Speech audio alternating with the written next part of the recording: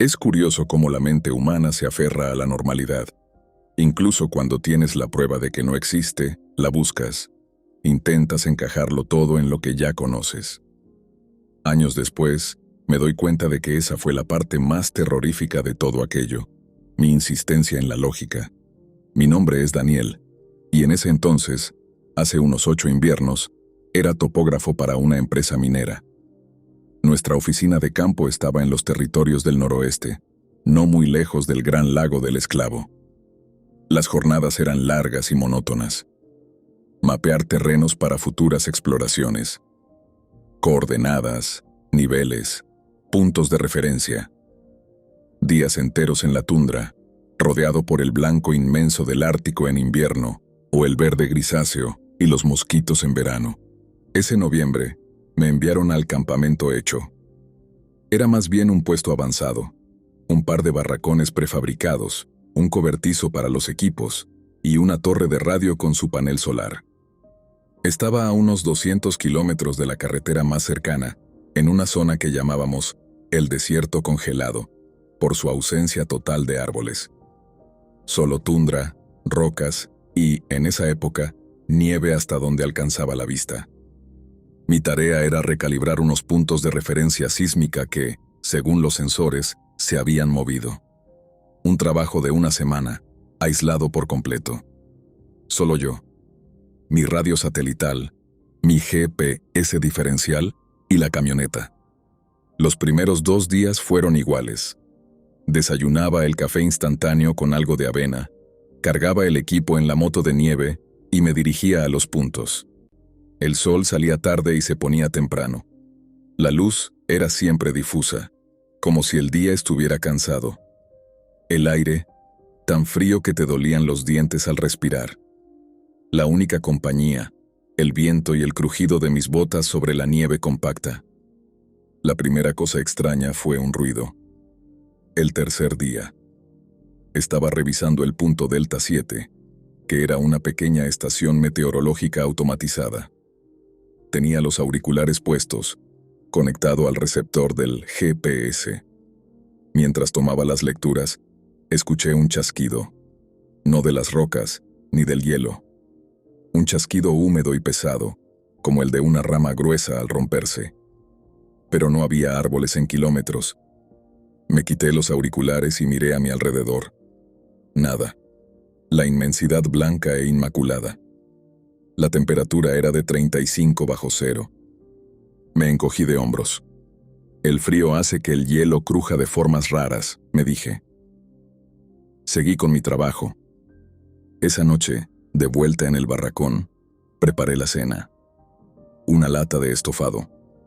Mientras comía, escuché un raspado en la pared exterior. No era el viento. Era un sonido rítmico, como si una lija muy grande estuviera frotándose contra el metal corrugado del barracón. Duró solo unos segundos, y luego se detuvo. Me levanté y miré por la pequeña ventana de doble panel. La noche era total. La luna llena brillaba en el cielo, proyectando sombras duras y largas de las rocas. De nuevo, nada. La nieve seguía intacta hasta donde alcanzaba la vista, sin huellas. Al día siguiente, cuando salí con la moto de nieve, noté algo. Cerca del barracón, había unas marcas en la nieve. No eran huellas profundas, sino más bien surcos poco definidos, como si algo grande y pesado hubiera pasado rozando la superficie. Eran 3 marcas paralelas, espaciadas de forma irregular, y se extendían desde la parte trasera del barracón hasta una elevación rocosa a unos 100 metros. La seguí.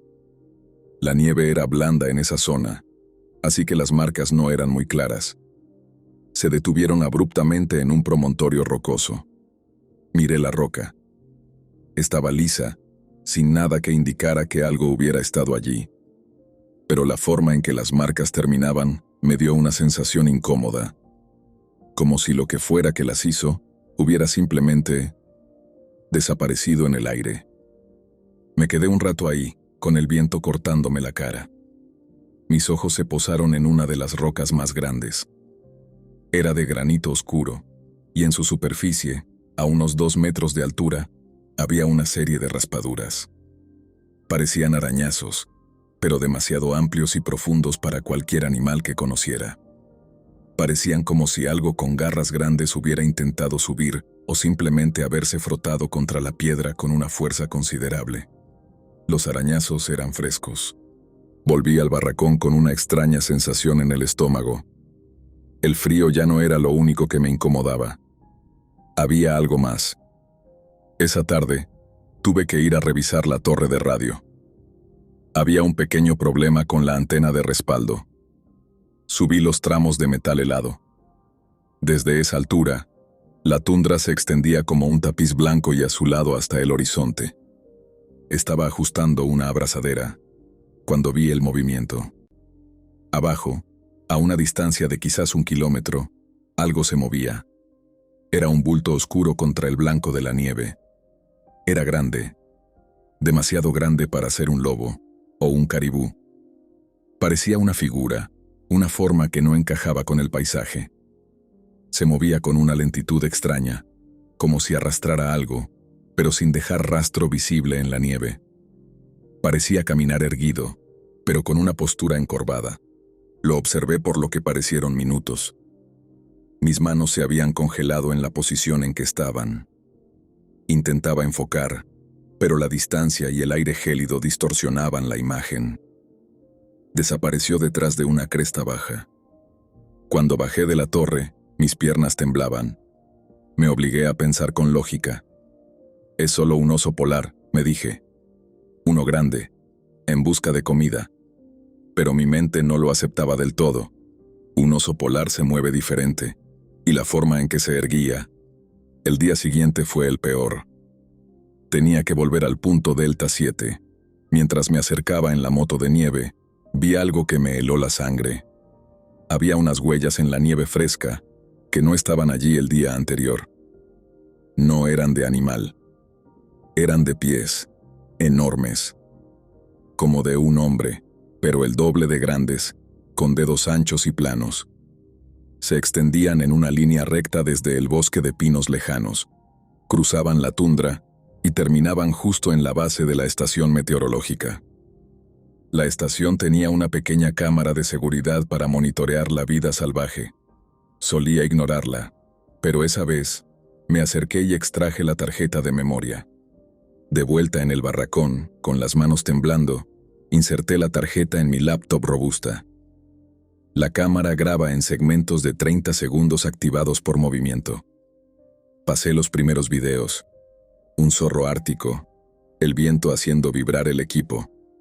Y luego, uno que me hizo sudar frío. La pantalla mostró el frente de la estación. Era de noche.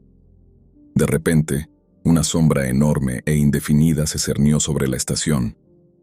Parecía un cúmulo de oscuridad más denso que la propia noche. No tenía forma clara, pero era masivo. Cubría casi toda la pantalla. No se movía como un animal, sino que se mantenía inmóvil, como una silueta contra el cielo estrellado. Podía sentir el temblor en el lente de la cámara.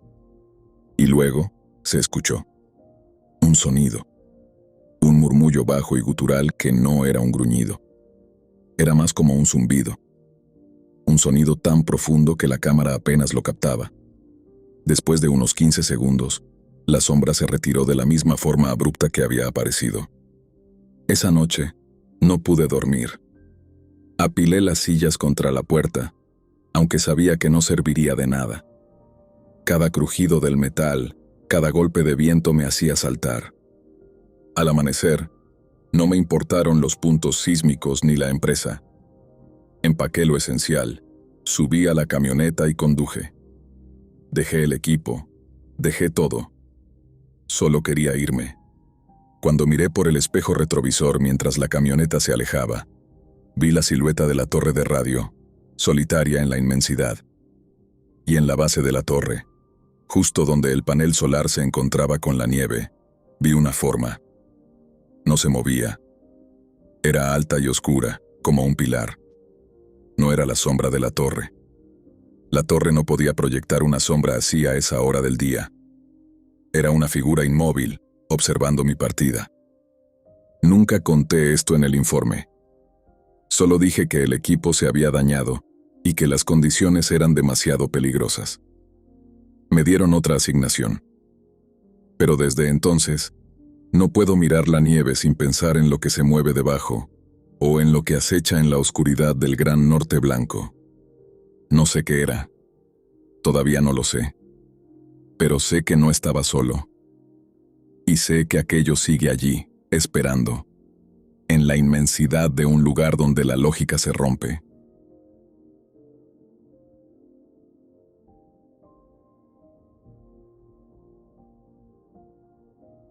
Esta es una de esas historias que guardas en un cajón mental y esperas que, con el tiempo, se cubra de polvo hasta volverse borrosa. Pero no pasa. Cada vez que escucho el crujido de la madera por el frío, vuelvo a estar ahí, a 200 kilómetros de Whitehorse, en la cabaña que mi abuelo dejó al morir. No fui por trabajo. Fui por una especie de luto mal gestionado. Mi abuelo pasó 40 años en el Yukón y siempre decía que la ciudad le robaba el alma a los hombres. Cuando heredé la cabaña, decidí pasar allí todo el mes de noviembre. Solo yo, mis libros y suficiente leña para sobrevivir al inicio del invierno. Quería silencio. Y vaya si lo encontré. La cabaña está en un valle cerrado, rodeada de un bosque de abetos tan apretados que parecen una pared negra. Para llegar, tienes que dejar la camioneta donde termina el camino forestal y caminar 3 kilómetros con raquetas de nieve. La primera semana fue lo que esperaba: cortar leña, derretir nieve para el café y leer junto a la estufa. Pero el Yukón tiene una forma de recordarte que eres un invitado y uno no muy bienvenido. Al 10º día, el clima cambió. No fue una tormenta de nieve, sino una bajada de temperatura brutal. El aire se volvió sólido, pesado. Los animales desaparecieron. Los arrendajos que venían por migas dejaron de ir. El bosque se quedó mudo. Esa tarde, mientras volvía con un fajo de leña, vi algo que me hizo detenerme en seco. En el techo de la cabaña, justo al lado de la chimenea, había una marca. No era una rama caída. Parecía que algo le hubiera quitado la nieve al techo de un solo golpe, dejando ver la madera oscura. Eran 3 franjas limpias, de casi 1 metro de largo cada una. Para hacer eso, algo tendría que haber estado de pie sobre el tejado, o ser lo suficientemente alto como para alcanzarlo desde el suelo. La cabaña tiene casi 3 metros de altura hasta el alero. Esa noche, el silencio se rompió. Empezó como un silbido. Pensé que era el viento filtrándose por las rendijas de los troncos, pero el silbido tenía una cadencia. Subía y bajaba de tono de una forma casi melódica. No era un lobo, ni un coyote. Era un sonido limpio, casi humano, pero con una potencia pulmonar que hacía vibrar los cristales. Me acerqué a la ventana y moví apenas la cortina. La luna reflejada en la nieve daba una luz azulada, irreal. No vi nada al principio, solo sombras de árboles. Pero luego, noté que una de esas sombras se movía de forma lateral. Era una silueta delgada, extremadamente larga. Estaba a unos 20 metros, medio oculta tras un abeto. Lo que me revolvió el estómago fue la altura. La rama más baja de ese abeto está a 2,5 metros del suelo, y esa sombra le pasaba por encima. No era un oso. Era algo vertical, con extremidades que parecían ramas secas. Se movía con una lentitud insoportable. No caminaba, parecía deslizarse, como si sus pies no terminaran de hundirse en la nieve. Me alejé de la ventana y me senté en el suelo, lejos de la vista de cualquier apertura. Apagué la linterna. Me quedé a oscuras, solo con el resplandor rojo de las brasas de la estufa. Entonces escuché el primer golpe. No fue en la puerta, fue en el techo. Un impacto seco, pesado. ¡Boom! La estructura de madera crujió bajo un peso que no era nieve. Luego, el sonido de algo arrastrándose. Uñas, o algo similar, rascando el metal de la chimenea. El silbido empezó de nuevo, pero esta vez estaba justo encima de mí. Era un sonido húmedo, como si viniera de una garganta llena de mucosidad. Me quedé inmóvil, con un hacha de mano en la derecha y el aliento contenido. Escuché cómo esa cosa caminaba por el techo. Sus pasos no eran pesados, eran precisos. Sabía exactamente dónde estaban las vigas de refuerzo. De repente, el rascado se detuvo. Hubo un silencio de unos 5 minutos que se sintieron como horas. Entonces, algo golpeó la ventana de la cocina. Fue un toque suave, con un solo dedo, o lo que fuera eso. Toc, toc, toc. No miré. No podía. El miedo que sentía no era el de un asalto, era algo más primario. Era el miedo de una presa que sabe que el depredador está jugando con la comida. El silbido cambió. Se convirtió en una especie de chasquido rápido, como el de los insectos, pero multiplicado por 1000. Ese sonido rodeó la cabaña 2 veces. Escuchaba la nieve crujir fuera, pero era un crujido rítmico, acompasado. Hacia las 5 de la mañana, el frío en la cabaña era insoportable porque no me atrevía a alimentar la estufa para no hacer ruido. Fue entonces cuando escuché el último sonido. Un grito. Pero no fue un grito de dolor. Fue un alarido corto, seco, que imitaba perfectamente el sonido de la madera de un árbol quebrándose por el frío. Si no hubiera estado prestando atención, habría pensado que era el bosque. Pero vino de apenas 1 metro de la puerta principal. Cuando salió el sol, tardé 2 horas en decidirme a abrir la puerta. No había huellas de pies. Lo que había eran agujeros circulares en la nieve, profundos, de unos 5 centímetros de diámetro, espaciados a casi 2 metros uno de otro, como si algo caminara sobre zancos o puntas muy afiladas. Los agujeros rodeaban la cabaña y subían por la pared de troncos hasta el techo. En el pomo de la puerta, encontré un rastro de algo que parecía grasa animal, pero de un color gris ceniza y con un olor a ozono, a electricidad estática. No empaqué todo. Metí lo esencial en la mochila, me puse las raquetas y caminé hacia la camioneta sin mirar atrás ni una sola vez. En el camino de 3 kilómetros, tuve la sensación constante de que algo me observaba desde la parte alta de los árboles. No en el suelo, sino desde arriba. Vendí la cabaña ese mismo invierno. No volví ni para entregar las llaves. Las envié por correo. El comprador me llamó unos meses después preguntando si yo había tenido problemas con los pájaros grandes, porque decía que algo rascaba el techo todas las noches y que los perros no paraban de aullar hacia la copa de los pinos. Le colgué. No quiero saber qué es. El norte es demasiado grande y nosotros somos demasiado pequeños. Hay cosas que han estado allí mucho antes de que pusiéramos el primer tronco, y no les gusta que nos quedemos a dormir.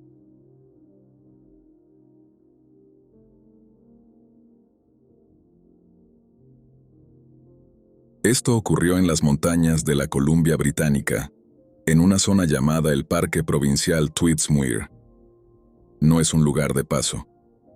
Es una de las áreas más salvajes de Canadá. Mi mejor amigo, Javier, y yo decidimos hacer una ruta de senderismo y acampada invernal. No éramos novatos, teníamos el equipo adecuado, experiencia en alta montaña y un deseo casi obsesivo de alejarnos de todo por una semana. El plan era simple: entrar por el sendero Rainbow Range y avanzar hacia el norte, fuera de las rutas marcadas, para fotografiar la migración tardía del caribú. Los primeros 3 días fueron físicamente agotadores, pero tranquilos. El paisaje era espectacular: picos volcánicos cubiertos de un blanco cegador, y valles donde el viento soplaba con una fuerza que te obligaba a caminar inclinado. La rutina era nuestra ancla: montar la tienda al atardecer, derretir nieve, comer raciones deshidratadas y dormir apretujados en sacos térmicos, mientras la temperatura bajaba a los 25 bajo cero. El 4.º día, el entorno cambió de una forma sutil. Entramos en un valle que no aparecía detallado en nuestro mapa topográfico, o al menos no como lo estábamos viendo. Era un bosque de pinos centenarios, pero todos los árboles estaban muertos. Estaban de pie, grises y pelados, sin una sola aguja, extendiéndose por kilómetros. No había rastro de fuego ni de plagas evidentes. Simplemente estaban secos. Lo más extraño fue el sonido, o la falta de él. En la montaña siempre hay ruido, el viento entre las rocas, la nieve cayendo de las ramas, el crujido del hielo. Allí, nada. El aire estaba estancado. «Daniel, mira esto», me dijo Javier a media tarde. Se había detenido frente a un tronco grueso. A la altura de su cabeza, la corteza del árbol había sido arrancada. No por un animal buscando insectos. Parecía que algo le hubiera dado un mordisco limpio a la madera sólida. Había marcas de dientes, pero no eran de un roedor ni de un oso. Eran marcas anchas, planas, como si un ser humano con una mandíbula 3 veces más grande hubiera mordido el tronco por pura inercia. No había virutas de madera en el suelo.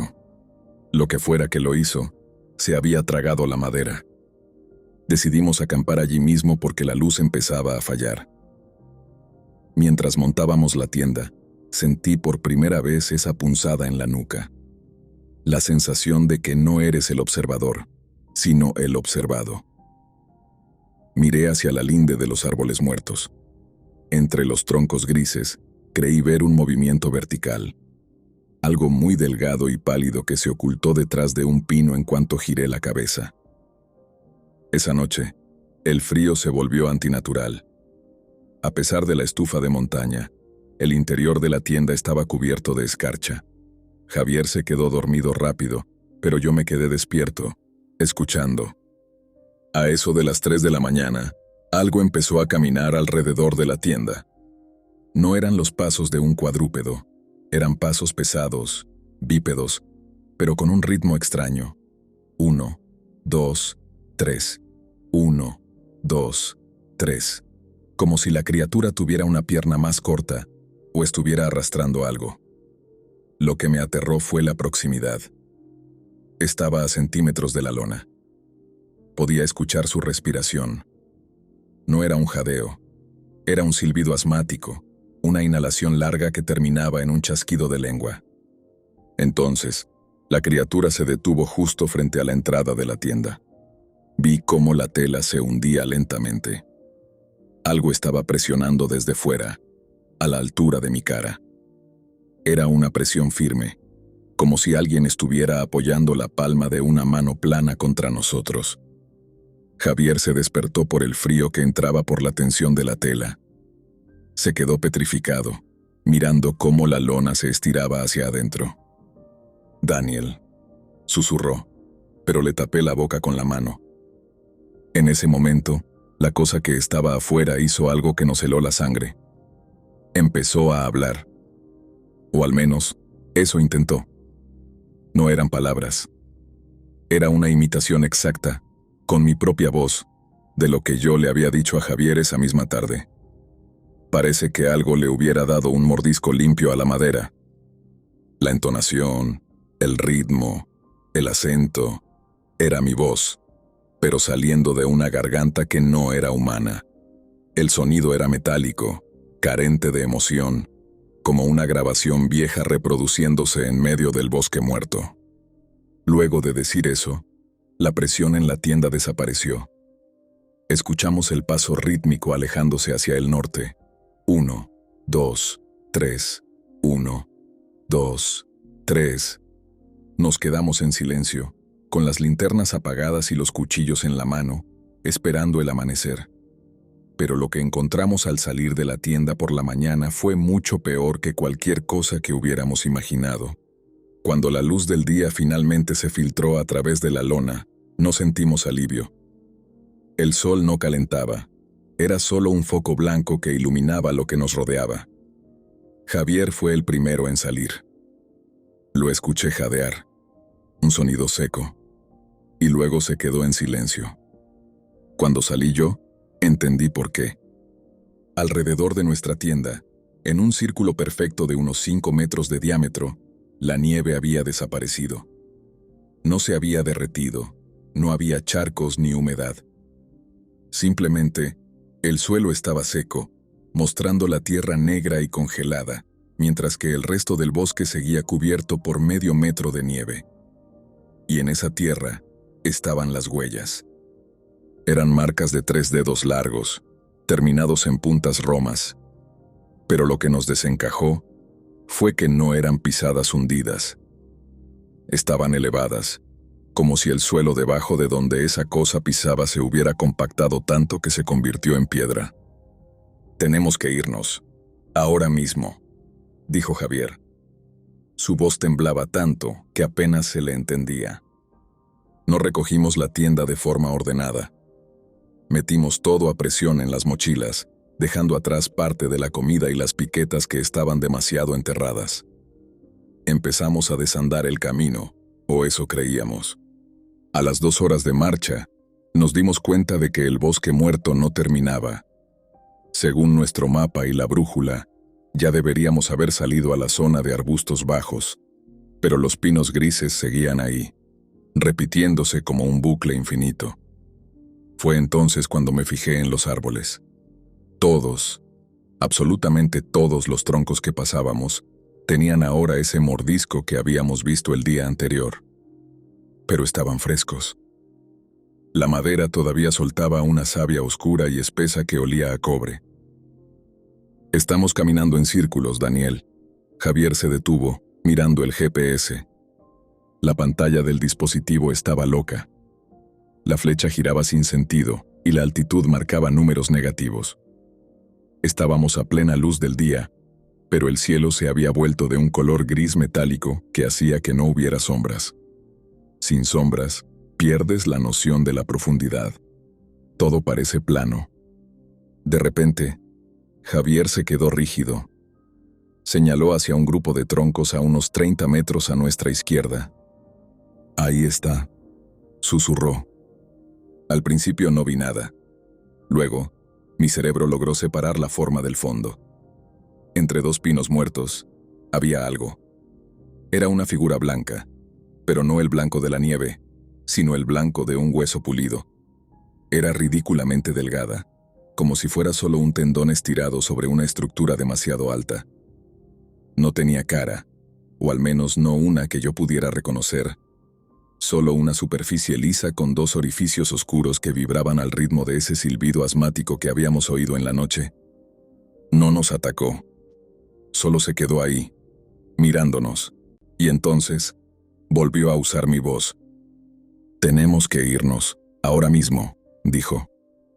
El sonido no venía de su dirección, sino que pareció sonar justo detrás de mi oreja. Corrimos. Olvidamos la técnica de montaña, olvidamos el ahorro de energía. Corrimos por la nieve virgen, tropezando con raíces, mientras escuchábamos ese paso tras nosotros. 1, 2, 3, 1, 2, 3.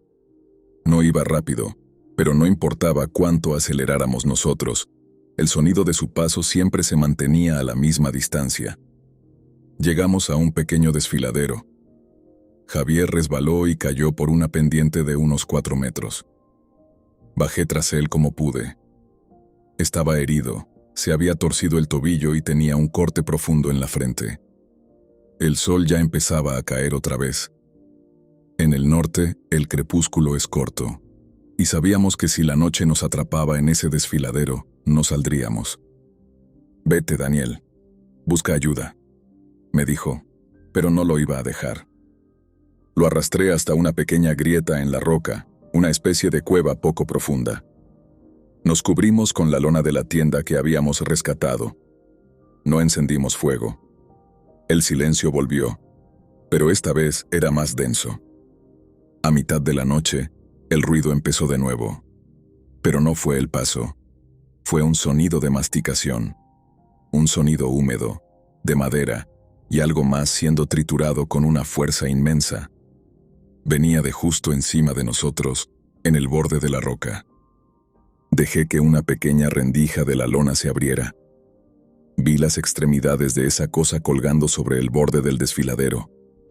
Sus manos eran larguísimas, con dedos que se doblaban en ángulos imposibles.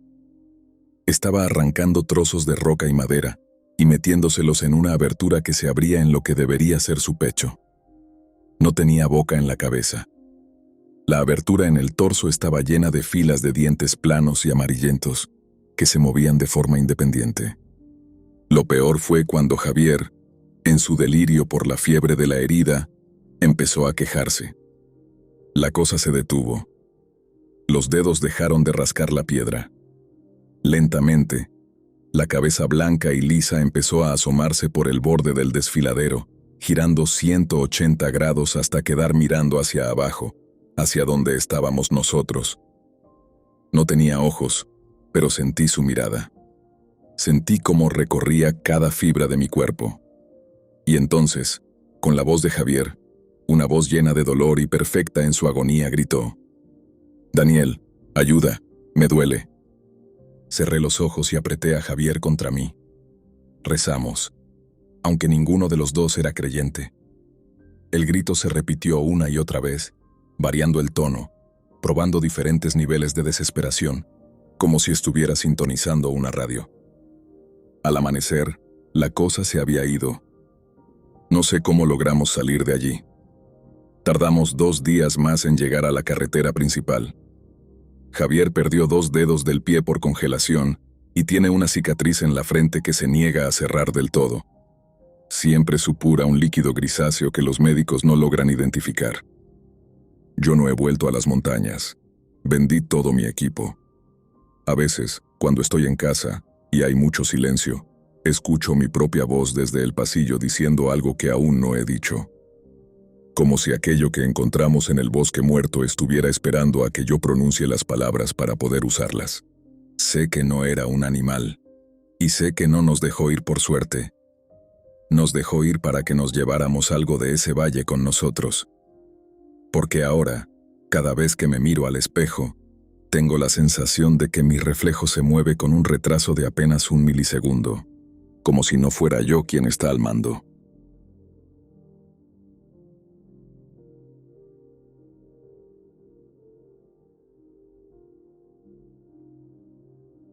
Esta historia me persigue desde los 19 años. En esa época, mi primo Mateo y yo estábamos obsesionados con la exploración urbana. No buscábamos fantasmas, nos gustaba la arquitectura industrial, la estética del abandono y esa adrenalina de estar donde no se supone que debes estar. Vivíamos en Edmonton, pero habíamos oído rumores sobre una planta de procesamiento de pescado abandonada mucho más al norte, cerca de un brazo muerto del Gran Lago del Esclavo. Según los foros, la empresa había quebrado en los años 80 de la noche a la mañana, dejando todo el equipo intacto. Conducir hasta allá nos tomó casi 10 horas. El lugar era un cadáver de cemento y metal corrugado en medio de una llanura de nieve costrosa. La estructura principal era enorme, con ventanas rotas que parecían ojos negros observando la nada. Lo que la hacía diferente a otras ruinas era su aislamiento. No había grafitis, no había basura de otros exploradores. Estaba limpia, congelada en el tiempo. Entramos por un muelle de carga. El aire dentro olía a sal vieja y a ese frío metálico que se te queda en los pulmones. Llevábamos linternas potentes y cámaras réflex. Al principio, todo era emocionante. Recorrimos las líneas de ensamblaje, fotografiamos las máquinas de acero inoxidable cubiertas de una fina capa de escarcha y las oficinas donde aún había tazas de café con sedimentos secos de hace 30 años. La primera señal de que algo estaba mal fue el sonido del sistema de ventilación. No debería haber sonido. No había electricidad. Pero cada vez que caminábamos por un pasillo largo, escuchábamos un zumbido sordo que venía de los conductos sobre nuestras cabezas. Era un sonido profundo, una vibración que sentías más en los dientes que en los oídos. «Es el viento, Daniel», me dijo Mateo, aunque su linterna temblaba un poco. El viento entra por los respiraderos del techo y hace eco. Llegamos a la zona de las cámaras frigoríficas. Son habitaciones enormes, con puertas de metal pesado y aislamiento de medio metro de grosor. Una de las puertas estaba entreabierta, Mateo, siempre más lanzado que yo, entró para tomar una foto de la profundidad del cuarto. Escuché el clic de su cámara, luego otro, y luego se quedó quieto. Daniel, ven a ver esto. Me acerqué. En el centro de la cámara frigorífica, donde no debería haber nada más que estanterías vacías, había una pila de ropa. Eran parcas de trabajo, botas de goma y uniformes térmicos. Pero no estaban tirados al azar. Estaban dispuestos en un círculo perfecto, como si un grupo de personas se hubiera desvestido y hubiera dejado sus pertenencias exactamente donde estaban parados. Lo inquietante es que la ropa no estaba plana. Tenía volumen. Estaba rígida por el hielo, manteniendo la forma de los cuerpos que alguna vez la ocuparon, pero por dentro estaban vacías. «Vámonos de aquí», susurré. El zumbido en los conductos se hizo más fuerte, transformándose en una especie de succión rítmica. Al salir de la cámara, nuestras linternas iluminaron el pasillo de vuelta. Fue entonces cuando vimos la primera inconsistencia física. En el suelo de cemento, que antes estaba cubierto de polvo y hollín, ahora había una mancha de humedad. Era un rastro ancho, como si algo húmedo y pesado se hubiera arrastrado desde el techo hacia una de las oficinas laterales. No eran huellas. Era un surco de agua que no se congelaba, a pesar de que estábamos a 10 bajo cero dentro del edificio. Seguimos el rastro con la vista. Subía por la pared de la oficina y se perdía en un conducto de ventilación que estaba arrancado, doblado hacia afuera como si algo masivo hubiera salido de él con fuerza. ¿Escuchaste eso? Mateo apagó su linterna. En la oscuridad absoluta de la planta, escuchamos un golpe. Un golpe húmedo, como carne golpeando el metal. Plap, plap, plap. Venía de arriba, de las vigas de acero que sostenían el techo a 10 metros de altura.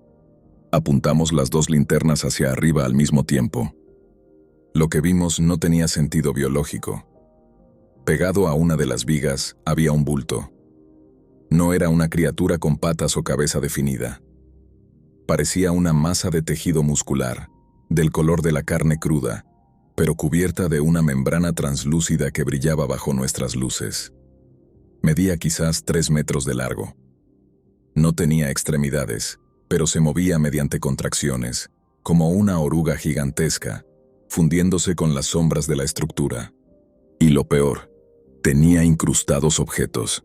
Vimos el brillo de un reloj de pulsera metálico y lo que parecía ser una bota de seguridad sobresaliendo de esa masa carnosa, asimilados en su interior. La cosa se detuvo en seco cuando la luz la golpeó. No emitió ningún sonido, pero el zumbido de los conductos se detuvo de golpe. En ese silencio total, la masa empezó a vibrar. «¡Corre!», dijo Mateo en un hilo de voz. No esperamos a ver cómo reaccionaba esa masa. Salimos disparados por el pasillo central, pero el edificio parecía haber cambiado. En la oscuridad, con la adrenalina a 1000, las distancias se sienten distintas. El muelle de carga por el que entramos parecía estar a kilómetros. «¡Por aquí, por las escaleras de emergencia!», gritó Mateo. Subimos los peldaños de metal hacia una pasarela elevada que cruzaba toda la planta. Pensamos que estar en lo alto nos daría ventaja, pero fue un error. A mitad de la pasarela, nuestras linternas iluminaron las vigas superiores. Ya no había una sola masa, había decenas. Estaban pegadas al techo, como quistes enormes, pulsando suavemente con ese color rosado y húmedo. Algunas eran del tamaño de un perro, otras, como la que habíamos visto primero, eran tan grandes como un coche pequeño. Lo que antes pensamos que era un zumbido de ventilación, era en realidad el sonido de su respiración colectiva. De repente, una de las masas más pequeñas se desprendió del techo. No cayó como un objeto muerto. Se estiró en el aire, lanzando una especie de filamento pegajoso que se ancló a la barandilla de nuestra pasarela. El impacto hizo que todo el metal vibrara. Mateo tropezó. Su linterna cayó al vacío, golpeando el suelo de cemento metros abajo. El cristal se rompió, dejando solo mi haz de luz para los dos. Levántate, Mateo. Moverse es morir. Lo agarré de la chaqueta. Apunté mi linterna hacia la masa que acababa de aterrizar. No tenía ojos, pero reaccionaba a la luz. Se encogía, se retorcía como si el haz de luz le quemara. Aprovechamos esos segundos para correr hacia la puerta de la oficina de administración, la única que parecía tener una cerradura de seguridad sólida. Entramos y cerramos de un portazo. Mateo se apoyó contra la madera, jadeando. El corte que se había hecho al caer en la pasarela estaba sangrando, y el olor de la sangre pareció activar algo afuera. Empezamos a escuchar el sonido de succión contra la puerta, como si 1000 lenguas húmedas estuvieran recorriendo la superficie del metal buscando una rendija. Luego, el pomo de la puerta empezó a girar. No con la mano de un hombre, sino porque algo lo envolvía y lo giraba con una fuerza mecánica, lenta. «Hay una ventana», dije, señalando el fondo de la oficina.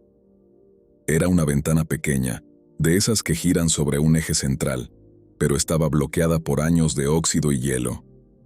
Mateo y yo empujamos con los hombros, con una desesperación que no sabía que tenía. El cristal crujió, pero no cedió. Fuera de la oficina el sonido cambió. Ya no era succión. Era un golpe seco y rítmico. Bam, bam, bam. Las masas estaban golpeando la puerta al unísono, usando su peso muerto. El marco de la puerta empezó a ceder soltando astillas de cemento. «A la de 3», gritó Mateo. Le dimos una patada conjunta al marco de la ventana. El vidrio estalló hacia afuera, y el aire gélido del exterior entró como un cuchillo. Nos lanzamos por el hueco justo cuando la puerta de la oficina volaba por los aires. Caímos sobre una pila de nieve vieja y dura. Me levanté como pude y ayudé a Mateo. Antes de correr hacia la camioneta, cometí el error de mirar hacia atrás, hacia la ventana de la que acabábamos de salir. En el marco roto, asomaba un extremo de esa masa carnosa. Había adoptado una forma vagamente humana para pasar por el hueco, pero era una imitación grotesca. Un brazo demasiado largo, sin codo, que terminaba en algo que parecía un guante de trabajo fusionado con la carne. Lo que me hizo vomitar allí mismo fue que, en el centro de esa masa, se distinguía claramente la forma de un rostro. No tenía rasgos, era como una cara debajo de una sábana de carne, pero estaba intentando gritar. No salió ningún sonido, solo una vibración que hizo que mis propios oídos sangraran un poco. Llegamos a la camioneta. Mateo arrancó de un tirón, haciendo que las ruedas patinaran en el hielo antes de morder el suelo firme. No dejamos de conducir hasta que llegamos a una gasolinera iluminada 6 horas después. Nunca volvimos. Ni siquiera publicamos las fotos. Cuando revelé los archivos digitales de mi cámara semanas después, la mayoría estaban corruptos, llenos de estática roja. Pero en una de las fotos de la cámara frigorífica, en la esquina superior derecha, se ve un filamento que baja del techo, justo encima de la cabeza de Mateo. No lo vimos en ese momento. Estaba a centímetros. Mateo ya no es el mismo. A veces se queda mirando fijamente a las rejillas de ventilación de su casa. Dice que escucha un zumbido. Dice que, a veces, siente que su propia piel no le pertenece, que es algo que lo envuelve y que algún día se va a apretar hasta que no quede nada de él. Yo solo sé una cosa. Esa planta no quebró por falta de dinero. Esa planta se convirtió en un nido. Y lo que sea que vive allí arriba, en el frío del norte, no necesita comida. Solo necesita envases. Y nosotros casi nos convertimos en los siguientes.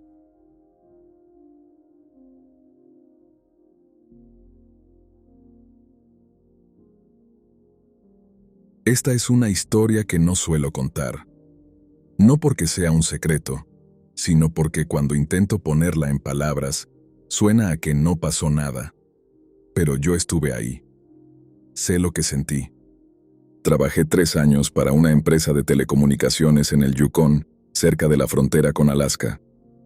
Mi trabajo era sencillo. Mantenimiento preventivo en las torres de repetición. Son estructuras de metal rodeadas de kilómetros de nada. Nieve, pinos negros y un silencio que te zumba en los oídos. Era finales de octubre. El invierno ya se había asentado y las temperaturas bajaban de los 30 bajo cero. Me enviaron a la estación 44. Es una de las más aisladas. Para llegar tienes que conducir 6 horas por rutas de servicio y luego usar una moto de nieve otros 40 minutos. Llegué cerca de las 3 de la tarde. A esa hora el sol ya es una línea gris y débil en el horizonte. Mi rutina era siempre la misma. Entraba en la caseta técnica, encendía el generador, revisaba los voltajes y luego subía a la torre para comprobar que las antenas no tuvieran acumulación de hielo. Todo estaba normal. El viento golpeaba el metal con un sonido rítmico, como un crujido constante. Terminé de asegurar los cables y bajé. Fue entonces cuando noté la primera inconsistencia. Al lado de mi moto de nieve había una marca. No era una huella de animal. Era un surco largo en la nieve virgen, como si algo pesado hubiera sido arrastrado en línea recta hacia el bosque de pinos. Medía unos 3 metros. Me quedé mirando un rato, tratando de encontrarle una lógica. Pensé que quizás una rama se había caído y el viento la había movido, pero no había ramas cerca.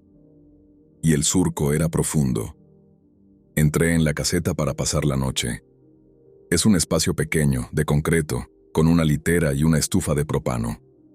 El aislamiento térmico es bueno, pero el sonido del exterior se filtra. Cerca de las 11 de la noche, el generador empezó a fallar. No se apagó, pero el sonido cambió. Empezó a toser, a perder revoluciones. Salí con la linterna para revisar el nivel de combustible. Cuando abrí la puerta, el frío me cortó la respiración. Me acerqué al generador y vi que la tapa del tanque estaba abierta. Yo recordaba haberla cerrado. Siempre lo hago por instinto. La cerré, pero antes de volver a entrar, apunté la linterna hacia el bosque. La luz se perdía en la densidad de los árboles, pero alcancé a ver algo. A unos 50 metros, una de las ramas de un pino joven se dobló hacia abajo de forma lenta, como si alguien estuviera colgando de ella, y luego volvió a su sitio. No había viento en ese momento. Nada. Solo el vapor de mi propia respiración. Me encerré. No dormí. Me senté en la litera con la espalda contra la pared. A las 3 de la mañana, escuché el sonido en la radio de frecuencia corta. No era una voz, ni interferencia estática normal. Era un sonido metálico, rítmico, como si alguien estuviera golpeando la torre de metal afuera con una llave inglesa.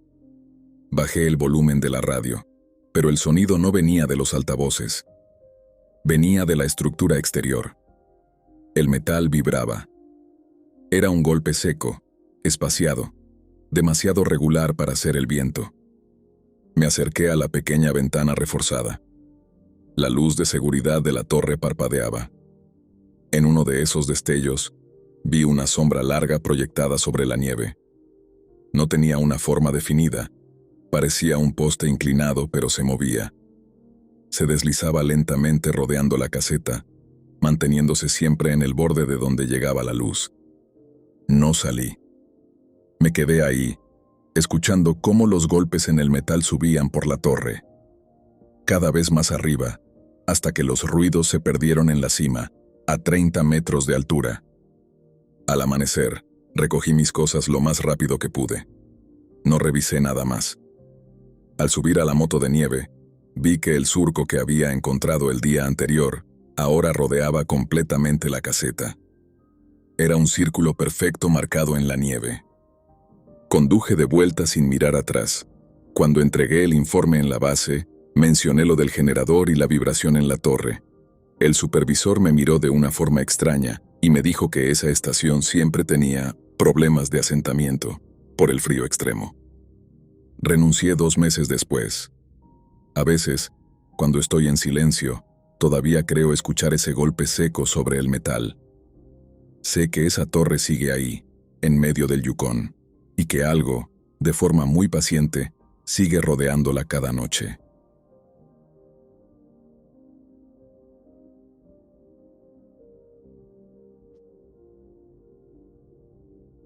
Soy una chica de 17 años y, hace un tiempo, conseguí un trabajo haciendo jardinería para una mujer mayor a la que voy a llamar Carly, por privacidad. Antes de contar lo que pasó, necesito dar un poco de contexto para que todo tenga sentido. Conseguí ese trabajo unos meses antes porque quería ganar dinero extra. Tenía muchas ganas de ir a un concierto que se hacía al otro lado del país, pero con mi otro empleo no me alcanzaba para ahorrar lo suficiente. Así que acepté este trabajo sin pensarlo demasiado, solo viendo la oportunidad de juntar rápido algo de dinero. La primera vez que llegué a la casa, pensé que me había equivocado de dirección. Todo estaba cubierto de maleza, descuidado, como si nadie hubiera vivido ahí en años. El jardín parecía abandonado, las plantas crecían sin control, y el lugar tenía un aire extraño, vacío. Justo cuando estaba revisando la dirección en mi celular, apareció una mujer desde el interior de la casa. Era Carly. Me preguntó si yo era Bianca, y le dije que sí. Entonces me invitó a pasar, y me mostró el lugar. Desde ese primer día, algo se sintió raro. La casa por dentro también se veía vieja, polvorienta, como congelada en el tiempo. Me explicó que había estado fuera durante varios meses y que las personas que cuidaron la casa no la respetaron. Yo le creí, aunque en el fondo no me sentí del todo tranquila. Durante las siguientes semanas mi trabajo consistió en limpiar el jardín, quitar hierbas, ordenar un poco el terreno. Carly me comentó varias veces que quería contratar a más gente. Así fue como mi amiga Amanda empezó a trabajar ahí también. Poco después se unió otro chico, se llamaba David. Tenía 13 años y ese era su primer trabajo. Al principio parecía tímido pero cumplidor. Sin embargo, con el paso de los días, Carly empezó a quejarse mucho de él. Decía que era flojo, que llegaba tarde, que perdía sus herramientas. Incluso una vez lo acusó de haberle robado una palita de mano. Una semana antes de que todo pasara, Amanda y yo notamos que David ya no iba a trabajar. Simplemente dejó de aparecer. Pensamos que había renunciado o que Carly lo había despedido. No le dimos demasiada importancia, porque ella siempre hablaba mal de él. Para nosotras, tenía sentido que ya no estuviera ahí. El día del incidente, Amanda y yo estábamos trabajando juntas en la parte delantera del jardín. Normalmente cada una trabajaba en un área distinta, así que fue agradable poder charlar mientras quitábamos hierbas. Ya llevábamos varias horas trabajando, así que hacía bastante calor. Empezamos a hablar de la escuela, de exámenes, de tareas, y sin darnos cuenta, terminamos hablando de David. Mientras metía las hierbas en un balde, le dije, «Oye, ¿sabes qué pasó con David?